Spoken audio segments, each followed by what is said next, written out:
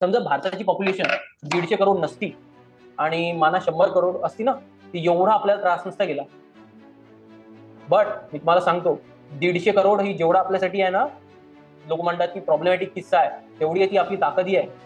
Because आपण 150 करोड म्हणूनही खूप साऱ्या आहे ना गोष्टी आपल्यावर आहे ना अटॅकिंग झोननी टाकल्या नाही जात. कोणी आपल्यासोबत युद्ध करण्याच्या वेळेस विचार 150 करोड लोक आहेत. तुम्ही या देशावर साम्राज्य गाजूच नाही शकत. कसं गाजवाल?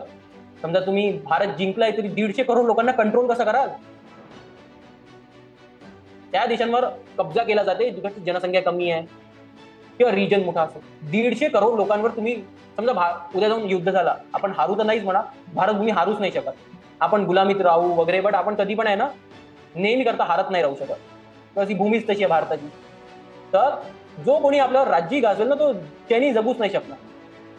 150 करोड लोकांना एका याच्यात कंट्रोलमध्ये ठेवणं, इंग्रजांच्या काळातली गोष्ट वेगळीच होती. इंग्रजांच्या सैनिक मध्ये जास्तीत आपलेच लोक होते भारताचे. आपला प्रॉब्लेमच नाही ना, आपण युनायटेड नसतो. समजा आपण युनायटेड आहोत, आपल्याला हारूच नाही शकत कोणी.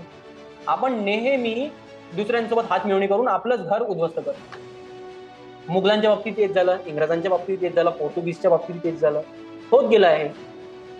जास्ती तर जे मेजर युद्ध आहे आपण कशामुळे हारलाय तुम्ही चांगले पाहिलं, तुमच्या लक्षात येऊन जाईल. तुम्ही छावा पिक्चर पाहिलं असेल, तुम्हाला त्याचे उदाहरण आता कळलं असेल. ठीक आहे, पेशवाईच्या काळात तेच झालं की रघुनाथराव पेशव्यांनी इंग्रजांसोबत हात मिळवणी केली. नाही तर कधी पण पुणे आणि पूर्ण आपलं जे दख्खन होतं, जे महाराष्ट्र होतं, कधी इंग्रजांच्या कब्जात गेलंच नसतं, कधीच नसतं गेलं.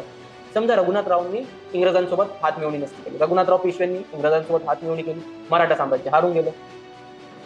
इंग्रज इथे नसते आले तर आज किती समृद्ध महाराष्ट्र असतं, किती समृद्ध दख्खन हा पूर्ण रिजन असतं. मुंबई आज जे दिसत आहे ते किती भव्यशाली असते.